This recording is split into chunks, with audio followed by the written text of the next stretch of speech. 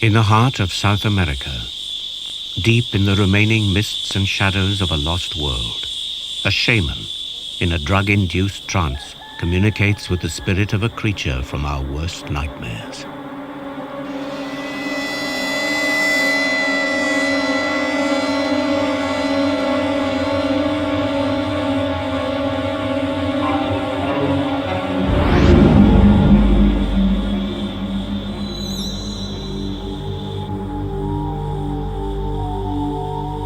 The shaman sees visions and dreams dreams, and he prays for protection for his people as they journey through the forest.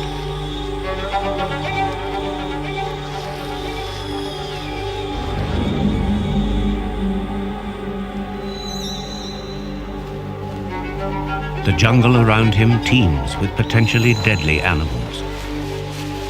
But the Piaroa Indians revere one above all others.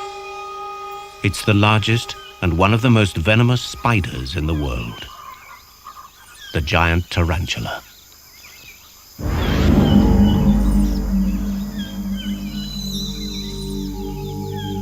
The Indians' respect is understandable. Everything about this spider is formidable. It has 8 eyes, fangs 2 centimeters long, and legs which can comfortably span a dinner plate. It hunts on the ground mostly at night. During the day, it holes up beneath the forest floor, often taking over disused rodent burrows.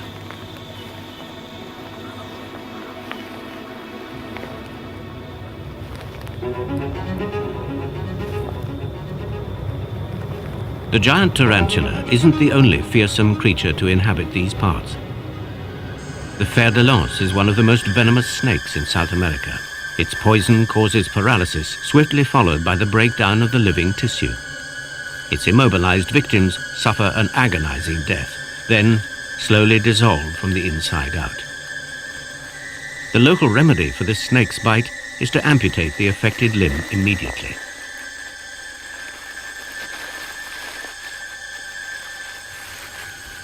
Although the fer-de-lance will attack humans in self-defense, it usually preys on rodents, occasionally cornering them underground. It's obviously looking for food. But there's no mere mouse down this burrow.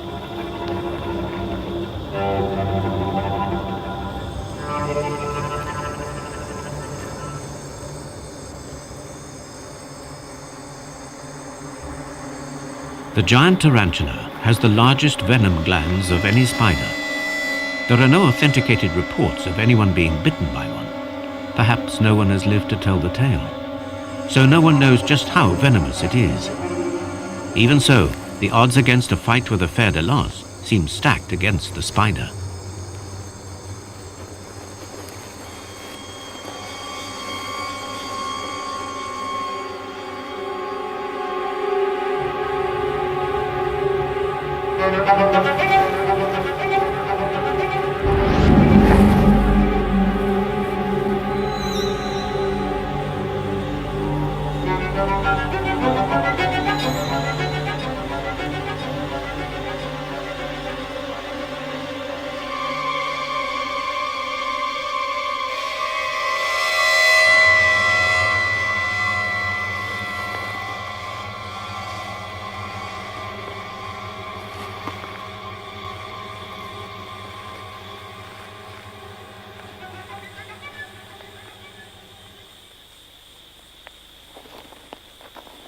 In just 4 minutes, the snake twitches its tail for the last time. Giant tarantulas produce copious amounts of venom, curiously similar in effect to that of the snake and also causing tissue breakdown.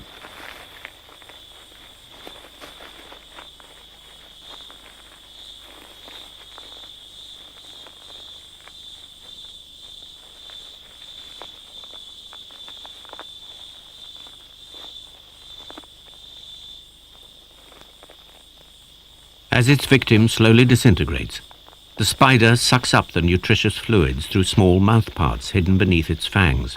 Even the snake's backbone, already stripped of flesh, will eventually be partially digested and devoured.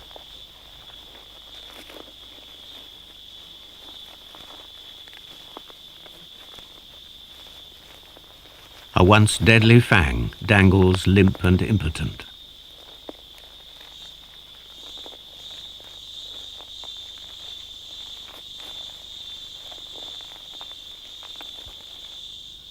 After 17 hours, all that remains of a formerly lethal snake is its shriveled skin.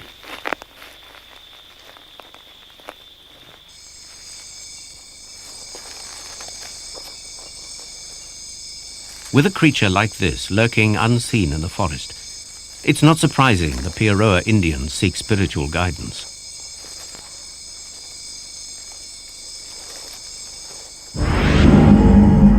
A wax replica of a tarantula adorns the ceremonial headdress of a village shaman.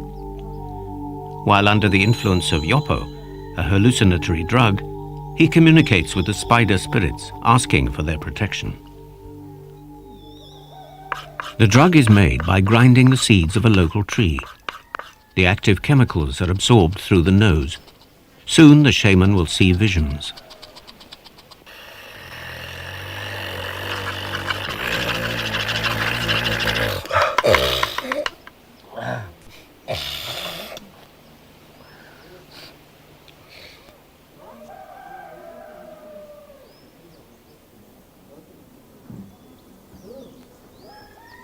The shaman's lucky rock keeps his body anchored to this world, while his mind journeys through the spiritual universe.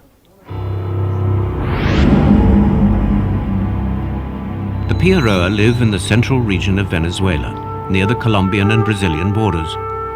This is the region of mists and lonely peaks which inspired Conan Doyle to write his epic adventure story, The Lost World. It was a tale of savage tribes and prehistoric beasts. The area forms the northern extremity of the greatest forest on Earth, the Amazon jungle.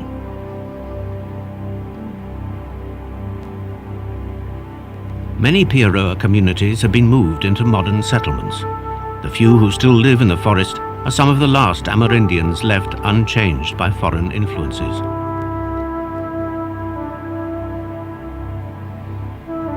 Next to their village, they cultivate a few crops, but they do little damage to the surrounding jungle.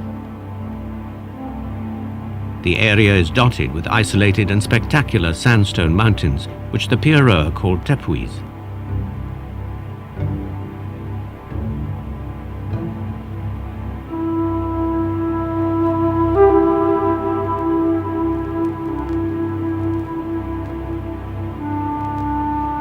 The largest in the region rises over 1,000 meters, almost vertically from the jungle below. It is sacred to the Piaroa, and it features in many of their legends. They call it Wahari Kuwai.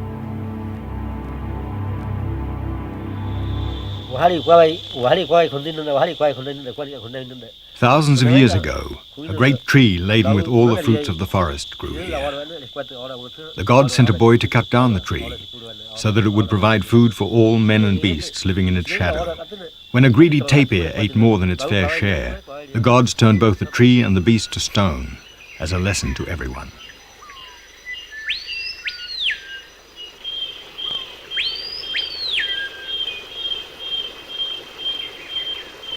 The Piaroa heed the message from the gods.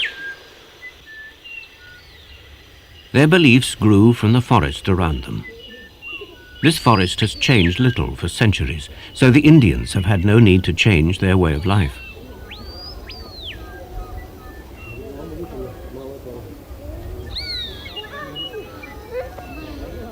The Piaroa believe that the trumpeter bird was sent by the gods as a reward for their unwavering loyalty.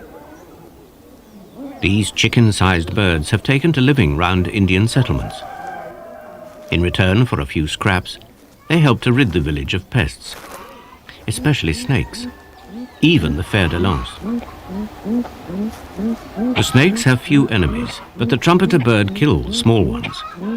If the snake is too big to tackle, the bird's alarm calls alert the villagers to the danger.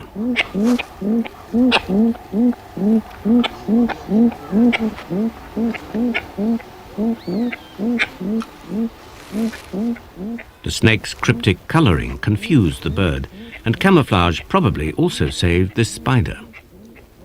Even giant tarantulas are vulnerable to attack. Trumpeter birds have a negligible effect on the spider and snake populations. They may help control their numbers around the village, but the forest still teems with them. As the men prepare for a hunting expedition, they ask the shaman to bless them and pray for protection and success.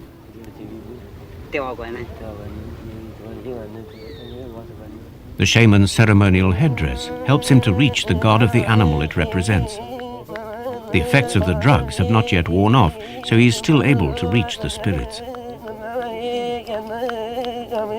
The Piaroa hunt with blowpipes and poisoned darts. The forest supplies all the materials they need to make their weapons.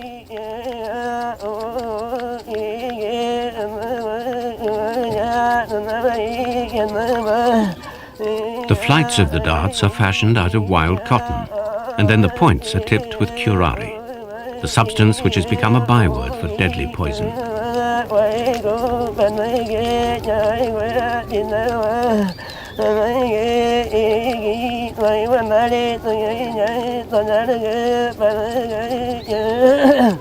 Curare is made from the bark of a local vine. Once the sap has been extracted, it's gently warmed until it's thick and sticky like tar.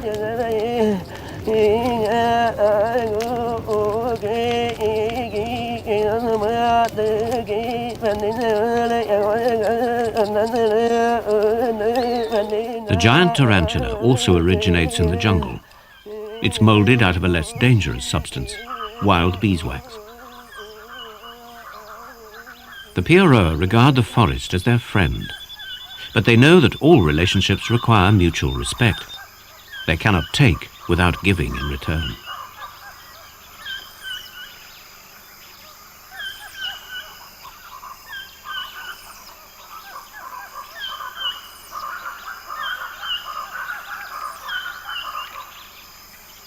The men may be away for 3 days, but they take only their weapons.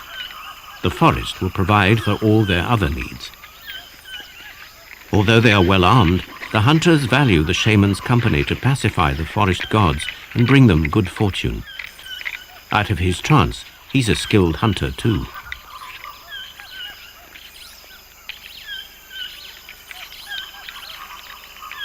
Wild boar are highly prized but dangerous quarry. Their tusks are worn as lucky charms.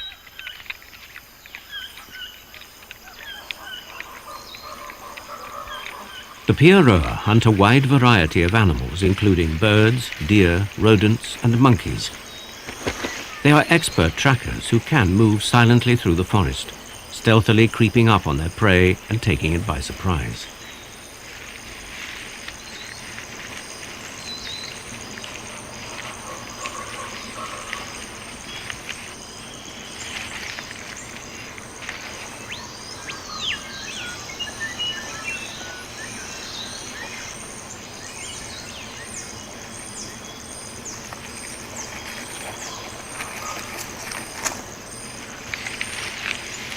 Of all the animals, they regard one, a very dangerous one, as a particular delicacy.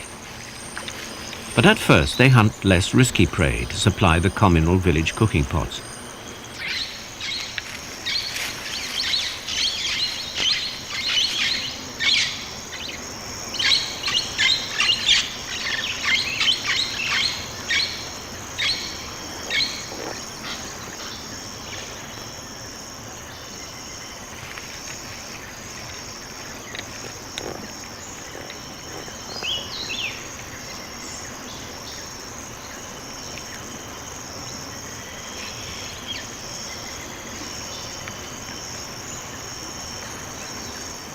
Using a blowpipe over 3 meters in length requires a steady hand.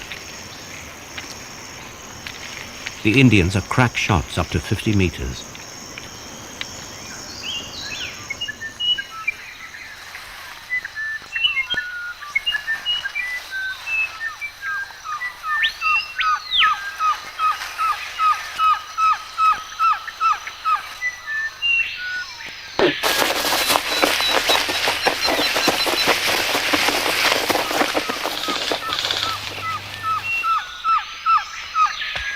Piaroa are masterly climbers. A darted bird caught in the canopy is rarely lost.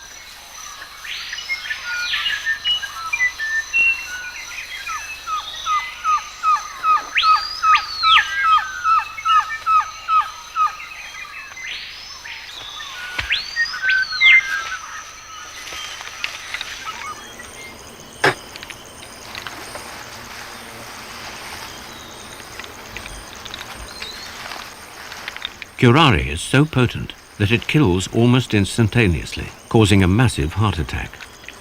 The poison breaks down when it is boiled, so the birds can safely be eaten after cooking. Hunting requires courage as well as skill. Venomous animals lurk unseen throughout the forest, and every year some Indians die from bites and stings. But no one has ever been killed by a giant tarantula. Yet.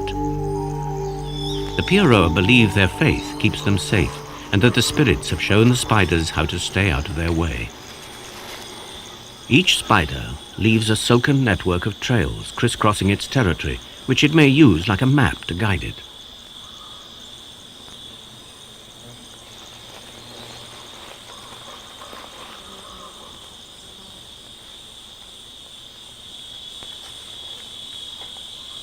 It also lays several strands of silk radiating out from the entrance of its burrow, specifically to detect the approach of both enemies and prey. The trap set, the spider retreats underground to lie in wait for unsuspecting victims. But its defenses are not infallible. Even venomous spiders have their enemies. Like many creatures in this lost world, the Tarantula Hawk wasp has grown to giant proportions. It's evolved into a winged demon the size of a man's hand. The wasp hunts giant tarantulas not to eat, but as a host for its eggs. First, it must lure the spider from out of its lair. It walks over the invisible silk fan on the spider's doorstep. It's like deliberately setting off a booby trap. It then attempts to sting and paralyze the spider, attacking its soft underparts.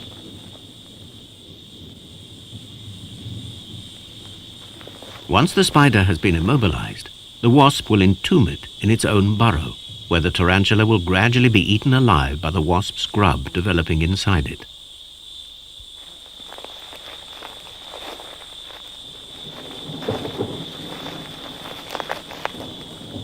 Surprise and speed are the key to success. This wasp badly misjudged its attack, allowing the spider to strike first. It retreats, mortally wounded.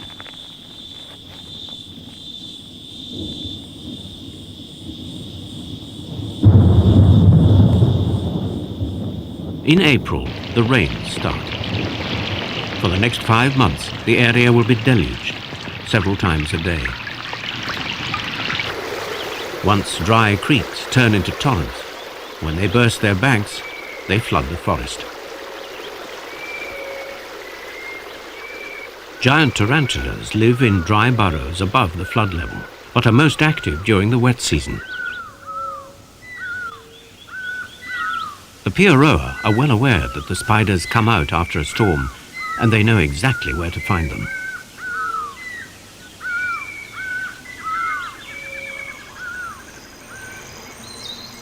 The hunters hide their catch out of the reach of scavengers like foxes or wild cats for collection later.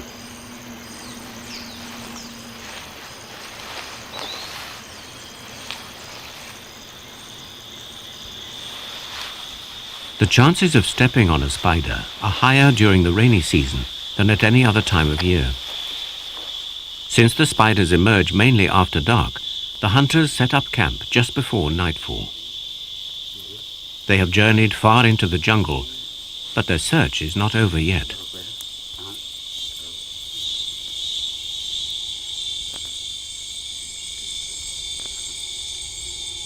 While giant tarantulas live on dry ground, several of their tree-living relatives live in the flooded forest. Orchids grow on trees, but unlike parasitic plants, they only use their host plant for support and take no nourishment from it.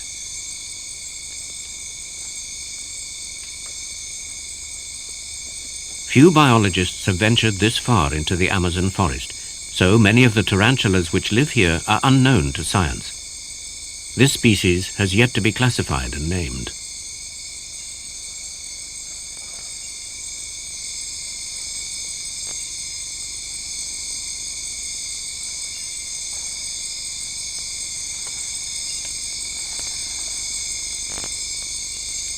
The orchid's tangled root system provides tree-living tarantulas like this bird-eating spider with an ideal daytime retreat.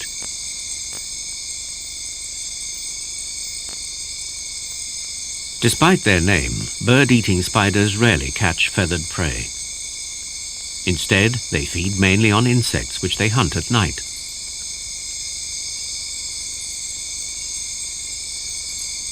The giant tarantula attacks a much wider and larger range of prey, but it too feeds predominantly on insects, mainly because they are more abundant than any other food. The movements of a potential victim above ground travel as vibrations along the silk threads leading to the burrow. The sensitive hairs on the spider's legs can detect the smallest quiver.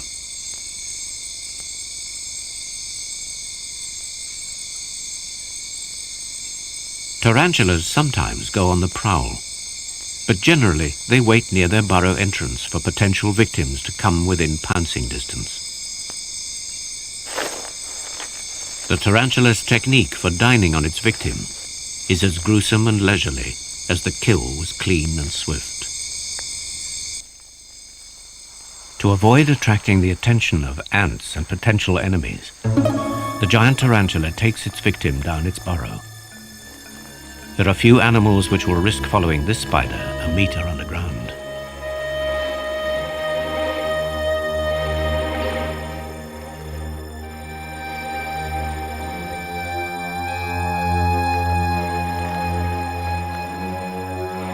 The giant tarantula covers the floor of its lair with a silk mat. This helps to keep it clean and stops ants from invading the chamber. It also forms the base of a silk cocoon, which will eventually encase its victim like a mummy.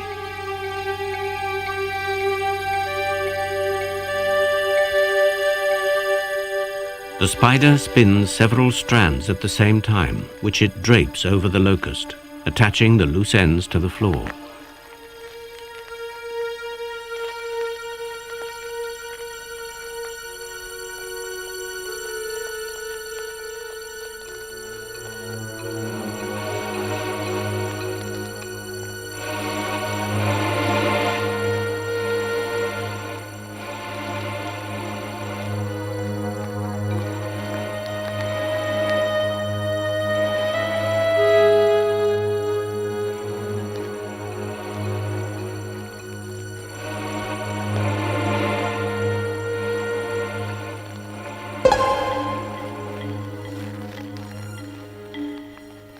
As the spider injects more venom, the internal tissues rapidly break down.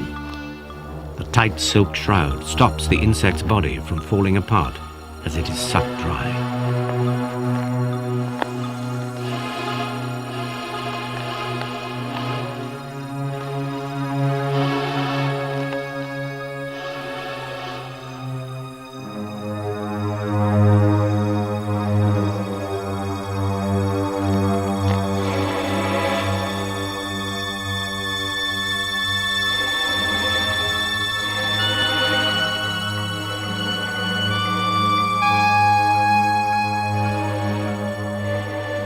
Giant tarantulas keep themselves and their lairs meticulously clean to prevent contamination by fungi and bacteria and to avoid attracting scavenging ants.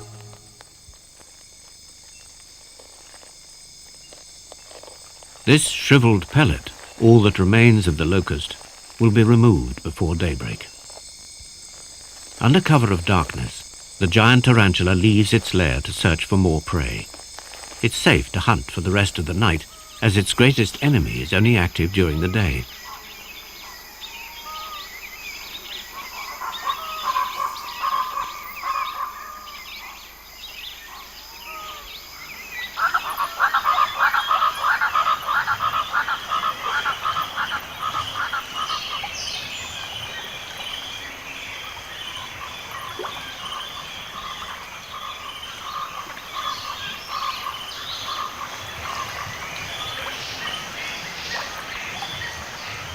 The Amazon jungle is home to the world's biggest snake, as well as the largest venomous spider.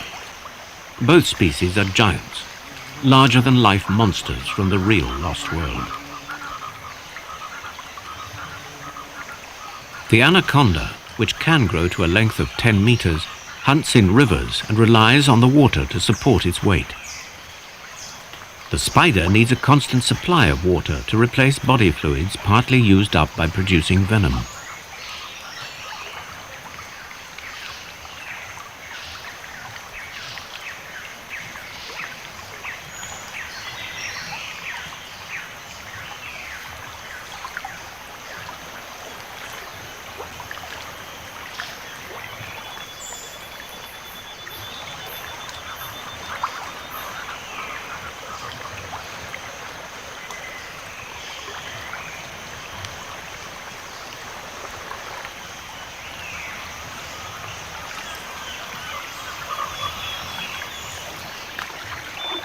The Piaroa fear the anaconda as much as the giant tarantula. But during the rainy season, when the forest is flooded, they are forced to join the snake in its element.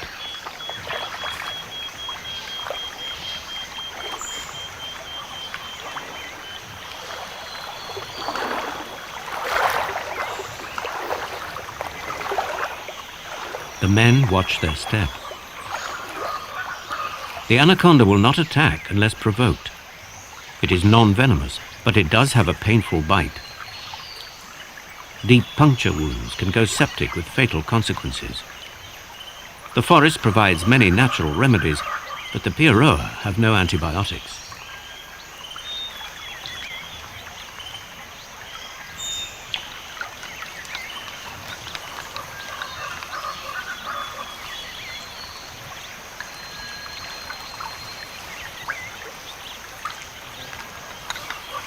The anaconda is one fitting denizen of this lost world.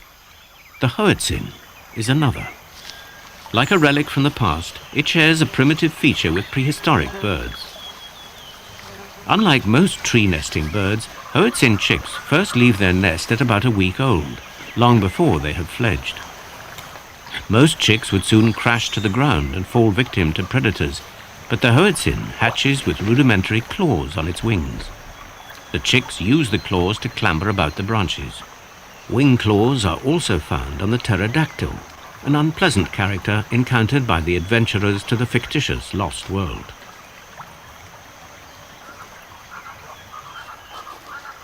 There's nothing menacing about the hoatzin. It's strictly vegetarian, feeding on fruit, flowers, and leaves. Here in the Amazon forest, the bird is surrounded by a superabundance of food.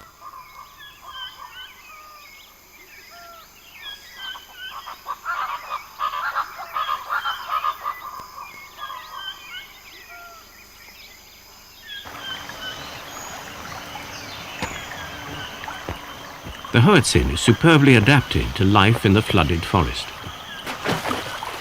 The chicks can swim from a few days old, and with those wing claws, they're quite capable of clambering back up into their nests.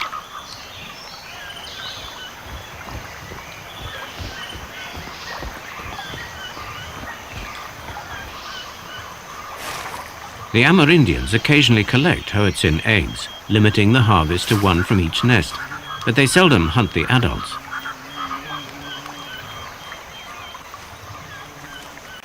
They call them stink birds because they smell musty, so they concentrate their main efforts on more palatable prey.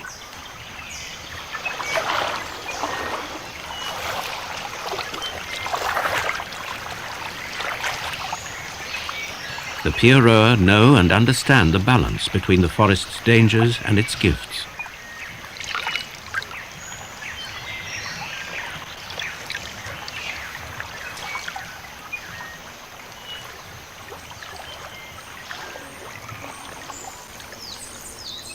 They hunt coatis, but this South American relative of the raccoon has sharp senses and is difficult to catch.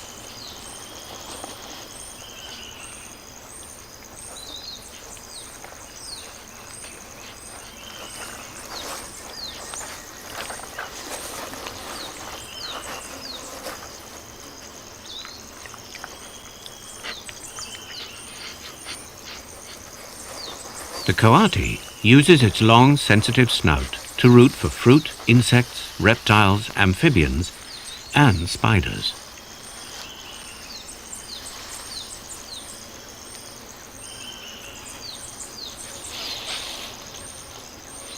This animal is a youngster that has never encountered a giant tarantula before. It's in for an unpleasant surprise. The spider rears up to look as intimidating as possible. If this doesn't work, it will bring spines on its rear legs and specialized hairs on its abdomen into action. A remarkable defense mechanism which stops most enemies in their tracks.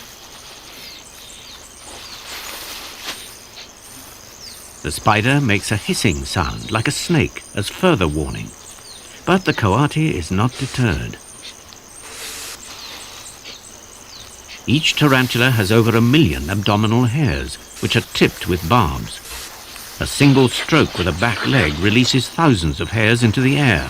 When inhaled, they cause a fierce burning sensation. The pain will ease after several hours, but it's a lesson learned. This young coati will grow up with a healthy fear of giant tarantulas. It will probably never tackle one again.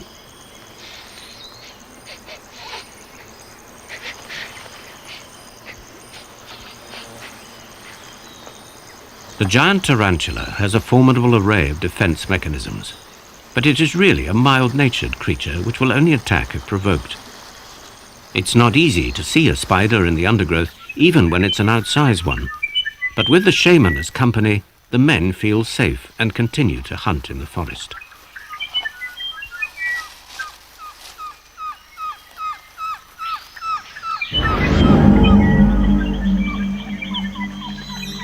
It's not just ground-dwelling creepy crawlies the men have to look out for.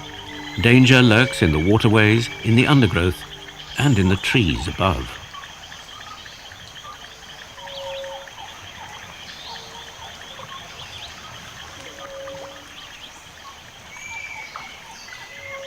This bird-eating spider's bite is no worse than a bee sting.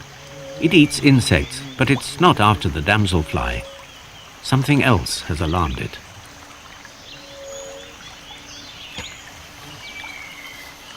There are many venomous snakes in the forest, but an emerald tree boa is harmless. It doesn't eat tarantulas, but the spider reacts instinctively to movement and takes evasive action. Landing in midstream is no problem because it can walk on water. Its numerous hairs act as floats, and its legs make effective paddles.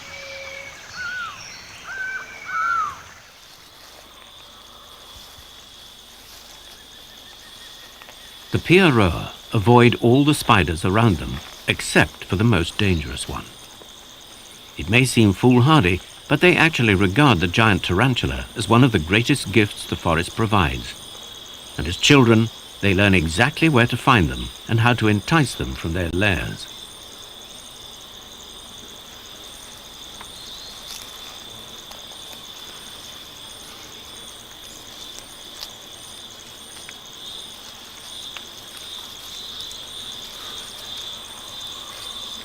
They know that tarantulas respond to vibrations, and they are experts at imitating the jerky movements of a struggling insect with a piece of vine.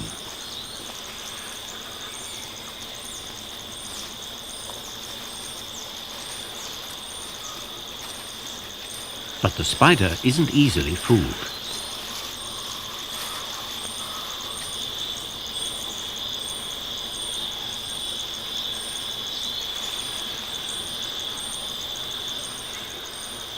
If it feels threatened, it'll respond with a shower of hairs. It's enough to make the hunter back off, but only temporarily.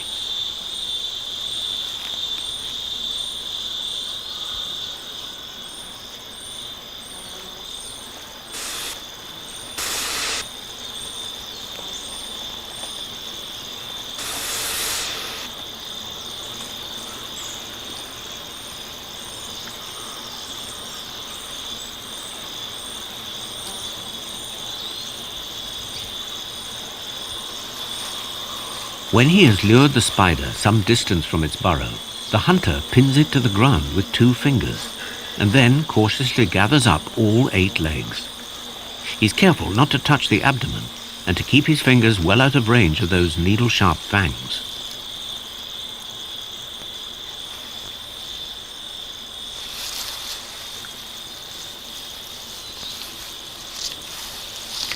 Giant tarantulas are carried live in a string of neat little parcels. A leaf serves as wrapping paper. Before he ties up the spider with a vine stem, he gently blows away any loose abdominal hairs.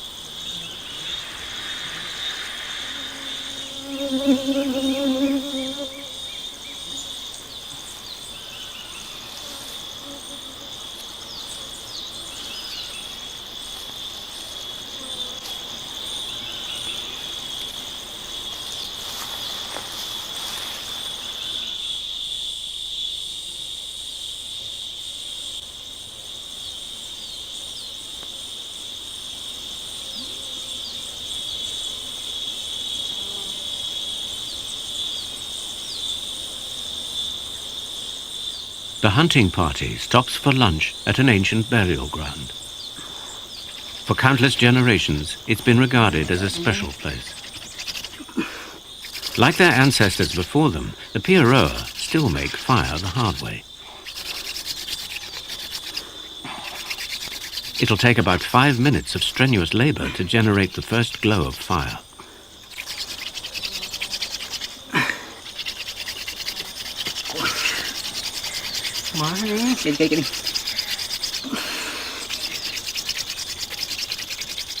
The rock art is believed to be over 3,000 years old. There's evidence of spidery shapes, but the symbolism of many of the drawings remains a mystery.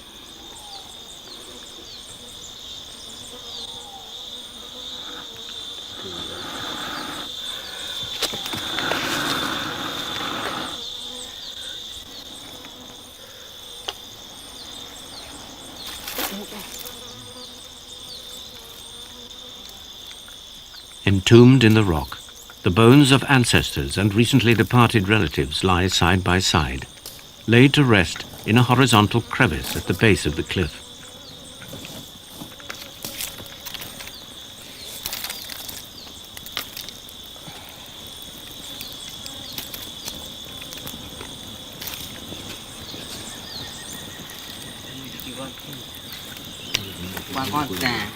The spirits have been kind, and the hunting good. The men prepare to feast on a favorite food: spiders. They regard them as a delicacy, but take no more than they need.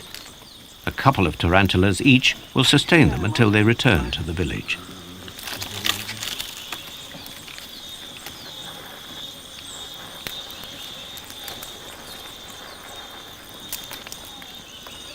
The Piaroa kill tarantulas just before they cook them, as they like to eat them as fresh as possible.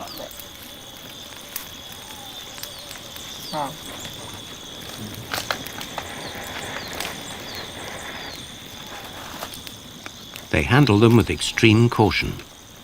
Only when they're dead will the Indians hold them.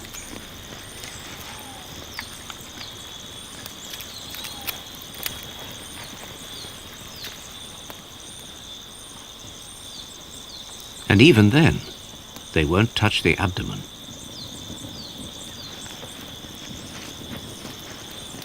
Females heavy with eggs are a special treat. Each one yields about 70 to 80 eggs. When roasted over the coals, they make a bitter-tasting omelette.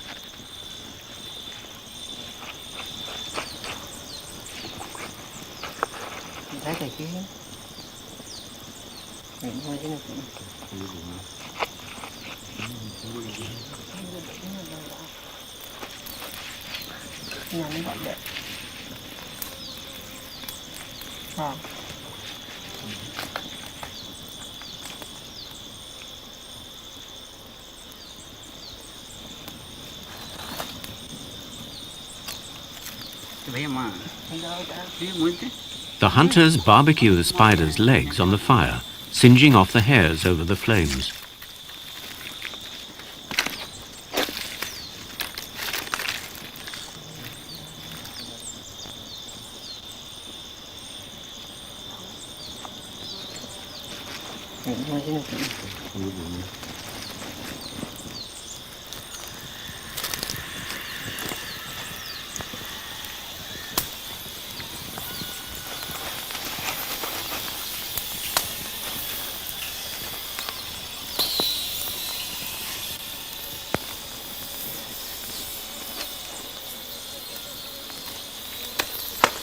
Patting gets rid of any remaining charred hairs. They regard the thorax and legs as the best bits. Apparently, they taste very similar to prawns. To the Piaroa, spiders, eggs and meat are the equivalent of caviar and shellfish.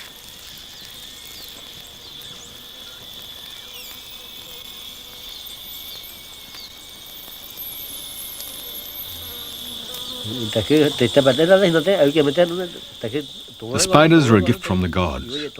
When we fail to catch other food, we can usually find spiders. We know they are dangerous, but as long as we respect their spirits, we will not get bitten. They are good food, and they are delicious.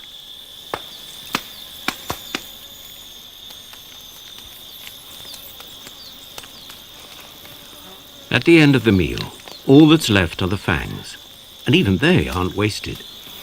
They must be the world's most exotic toothpick.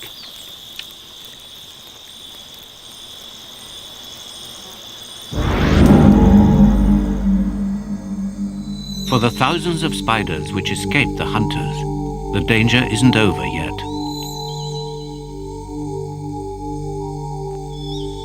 Almost more strange than a spider barbecue is the spider's behavior towards each other. The biggest threat a male giant tarantula has to face is the female of the species.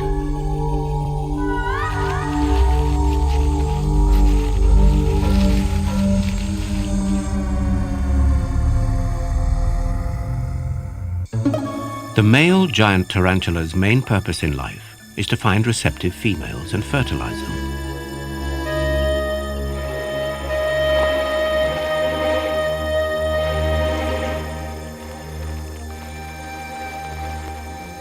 The male approaches a female's burrow with extreme caution.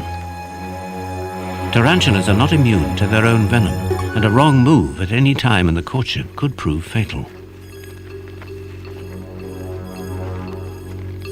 He gently taps the female, testing for her reaction. The trick seems to be to stroke her into a trance. Next, he will gently lift her up in order to reach the sexual organs on the underside of her body. It's a procedure that cannot be hurried.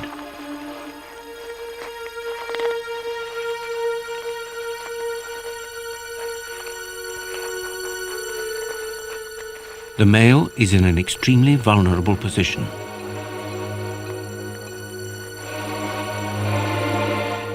This one made a move too soon and was lucky to survive his mistake.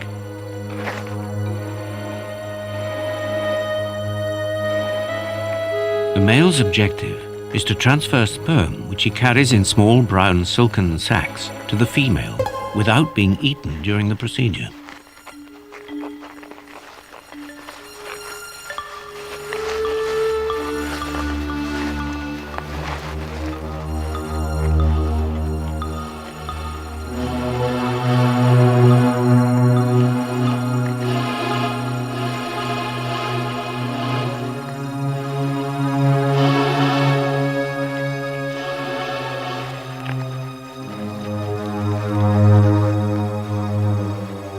The whole process is fascinating. The build-up to mating can take up to 2 hours, with the male making several failed attempts. But once he has maneuvered the female into a suitable position, he feels for her reproductive opening. Then he releases his sperm, first from one palp, then the other.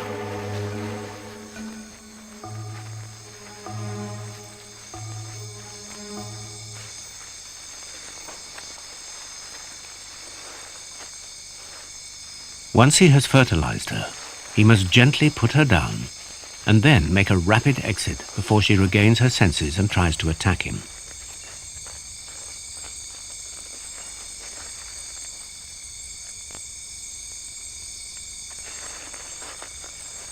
Males reach sexual maturity at about 3 years old and die soon afterwards. But females can live for 20 years.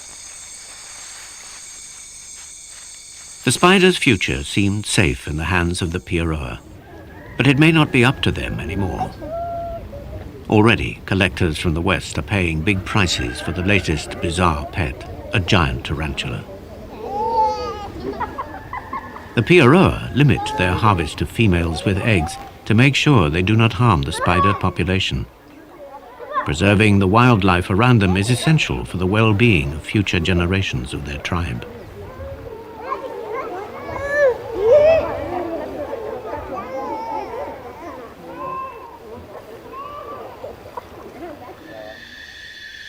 When I take Yopo, I see evil powers trying to steal the spiders from us. I pray to the spirits to drive these demons away.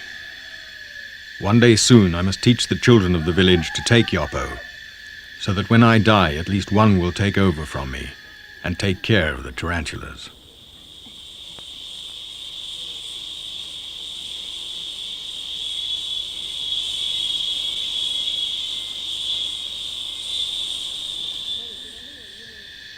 I speak to the spirits of the spider and ask them to make the tarantulas fertile, so that they will multiply and provide food for us.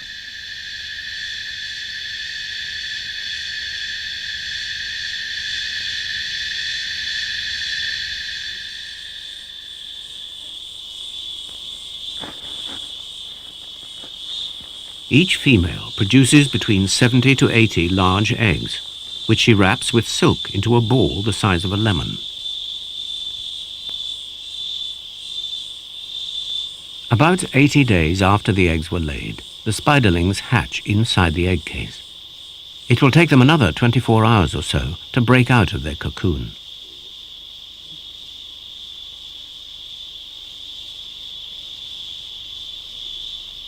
For a few days after emerging, they stay in their mother's burrow, living off the last of their yolk reserves. The female's responsibility is now over. Her burrow offers the babies some security, but she does not provide them with food. Hunger will eventually force them to take their first steps into the forest alone.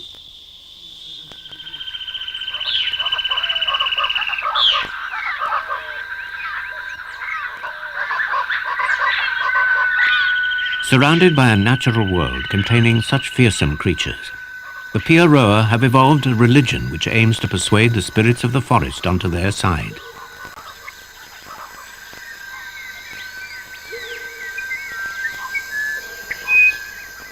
If it were left to them, practical conservation linked with spiritual guidance could ensure the survival of the giant tarantula.